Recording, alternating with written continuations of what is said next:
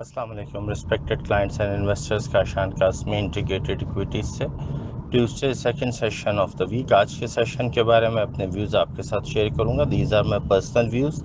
This is not a buying and selling call और tip in any manner. So कोई भी trade करने से पहले आप अपने रिस्क एपेटाइट का जायज़ा लें और फिर मुकम्मल रिसर्च के बाद आप कोई भी ट्रेड को एग्जीक्यूट करें। अच्छा, सबसे पहले क्विकली ज़रा कल के सेशन का जायज़ा लेते हैं। तवक्को के ऐन मुताबिक मार्केट में प्रेशर देखा गया और मेरा ख्याल था कि 1000-1200 पॉइंट तक की मंदी होगी, लेकिन मंदी उससे थोड़ी ज़्यादा हो गई। अब इंडेक्स 1600 पॉइंट डाउन गया और फिर उसके बाद थोड़ी सी रिकवरी दिखा के कुछ 1444 पॉइंट जैसी क्लोजिंग नेगेटिव जोन में इंडेक्स की देखी गई। तो जो गिरता हुआ इंडेक्स है वो फाइनली 45,000 से 44,000 की भी तमाम लिमिट्स को ब्रेक करता हुआ 43,393 के लेवल पे क्लोज हुआ। मार्केट जिस टोन के ऊपर बंद हुई है, और अगर हम दो सेशंस देखें तो पर्टिकुलरली इन दो सेशंस में क्लोजिंग बेसिस पे इंडेक्स लगभग 2000 पॉइंट नीचे आ चुका है। सो अगर मैं लोकल न्यूज़ के ऊपर डालूं तो कोई अभी तक पॉजिटिव ट्रिगर नहीं आया या मार्केट में अवेलेबल नहीं है जो सेंटिमेंट को चेंज कर सके या जो मार्केट में थोड़ी पॉजिटिविटी ला सके। गवर्नमेंट की तरफ से भी मुकम्मल खामोशी है या कोई स्टेटमेंट या कोई प्रेस कॉन्फ्रेंस वगैरह करके कुछ सूरत हाल को वाज़ेह किया जाता, फ़िलहाल ऐसा नहीं है। इन हालात में अगर मैं इंडेक्स और सारी चीज़ों का जायज़ा लूँ तो इंडेक्स जो है वो हाईली ओवरसोल्ड जोन में चला गया है। मार्केट की जो इंडेक्स की आरएसआई भी बहुत लो लेवल पे आ गई है और बहुत सारे शेयर्स भी लो लेवल पे आ गए हैं।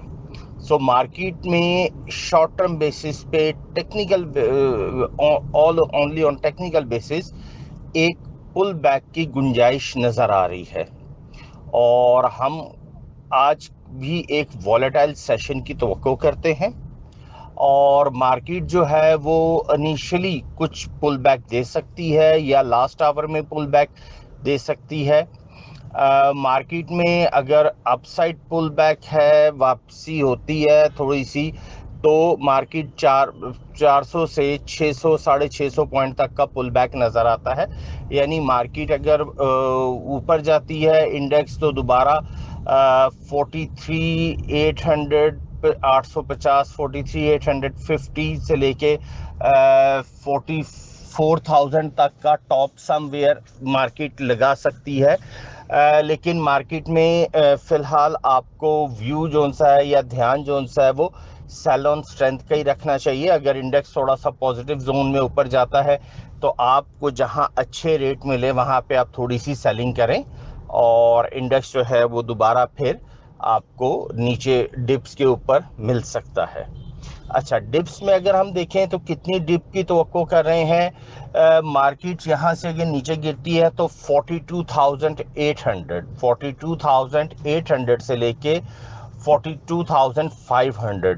पिछली बार भी जब हम देख रहे थे मंदी का थी तो मंदी का जो बॉटम लाइन था वो तकरीबन इसी रेंज के ऊपर हो जाता था और मार्केट 42,800 से 42,500 के लेवल के दरमियान सेटल डाउन हो जाती थी क्लोजिंग बेसिस पे। इंट्राडे की बेसिस पे मार्केट ने इस लिमिट को ब्रेक किया हुआ है, लेकिन क्लोजिंग बेसिस पे नहीं ब्रेक किया हुआ और ये यहाँ से मार्केट आमतौर पे पुल बैक या थोड़ी सी रिवर्सल दे दिया करती है। इस जोन में एग्रेसिव शॉर्ट कवरिंग आ जाती है, कुछ फ्रेश बाइंग जनरेट हो जाती है।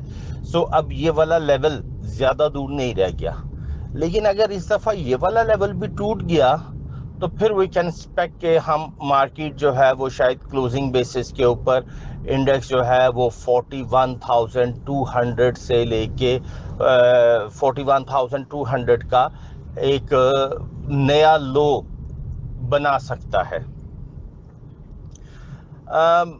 बिफोर इट के मार्केट में कुछ चीज़ें पॉजिटिव हों या कुछ और हो, लेकिन अब अगर आज की हम जायज़ा लें तो सिर्फ एक ख़बर रिफाइनरी सेक्टर से मुतल्लिक बिजनेस एक ऑर्डर में लगाई गई है कि गवर्नमेंट जो है वो नई रिफाइनरी पॉलिसी के ऊपर काम शुरू कर सकती है या करेगी। तो ये सब चीज़ जो है ये शायद थोड़ा सा पुल बैक रिफाइनरी सेक्टर में नज़र आ जाए, लेकिन वो टेम्परेरी होगा अनलेस कि कोई पॉलिसी या कोई उसके ऊपर प्रॉपर सॉलिड चीज़ या कोई अपनी कोई मूवमेंट होती हुई नज़र आए। इन हालात में क्या करना चाहिए? इन हालात में आपको फोकस करना चाहिए थोड़ा सा बैंकिंग सेक्टर के ऊपर, वो सेफ हेवन है। अगर रेट्स और बढ़ते हैं, जो कि बढ़ चुके हैं या बढ़ेंगे, तो बैंकिंग डिपॉजिट्स और मार्जिन्स मज़ीद इजाफा होगा, बैंक्स की प्रॉफिटेबिलिटी फर्दर इम्प्रूव करेगी। ट्रैक्टर्स कंपनीज के मसाइल हल करने की बात की जा रही है, लेकिन वो चूँकि साइज़ उसका बहुत छोटा, सिर्फ 2 ही कंपनीज हैं। Beside this textile export companies जो हैं उनकी अर्निंग्स 3 क्वार्टर्स की कंसोलिडेटेड अर्निंग्स बहुत अच्छी आई हुई हैं और वो हैविली डिस्काउंट के ऊपर ट्रेड हो रहे हैं। आप जहां मुनासिब समझें उसको डाउनवर्ड लैडर अप्रोच के तहत आप इन्वेस्टमेंट पर्पस से बाय कर सकते हैं।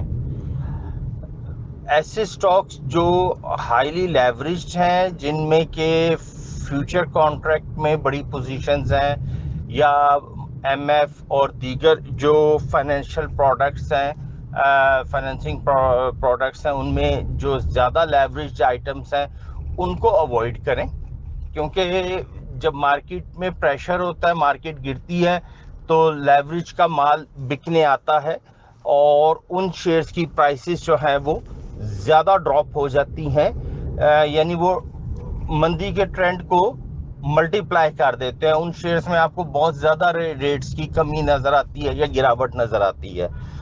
तो ऐसे शेयर्स को थोड़ी देर के लिए अवॉइड करें। और ऐसे शेयर्स में ये होता है कि आहिस्ता आहिस्ता जब ये नीचे आते हैं तो आपको समटाइम्स बाइंग के लिए बहुत अच्छे रेट्स भी अवेलेबल हो जाते हैं।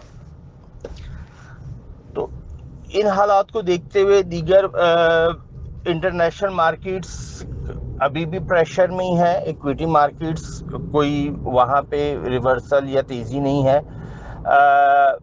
क्रूड ऑयल की प्राइसेस नीचे आई हैं और थोड़ा सा अगर हम देखें तो क्रूड ऑयल में चांसेस हैं कि शायद प्राइस नीचे आ जाए, क्योंकि आगे डिमांड ग्रोथ और चाइना का स्लो डाउन और ओवरऑल पूरी ग्लोबल लेवल पे जो स्लो डाउन की तवक्को है, या जो जिसकी के पेशीनगोई की जा रही है, उस बेसिस पे बेहतर यही है कि ऐसा लगता है कि ऑयल की प्राइसेस मज़ीद टूट सकती हैं, नीचे आ सकती हैं। अगर ऑयल के प्राइसेस नीचे आ जाती हैं तो ये डेफिनेटली हमारी इकॉनमी के लिए बेहतर होगा।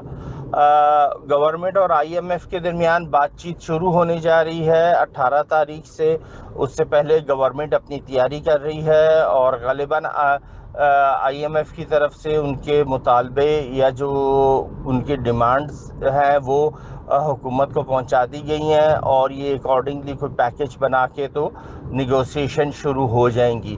सो उसमें अगर कोई पॉजिटिव डेवलपमेंट हो जाती है तो वो फिर मार्केट को एक उसको पॉजिटिव ले सकती है।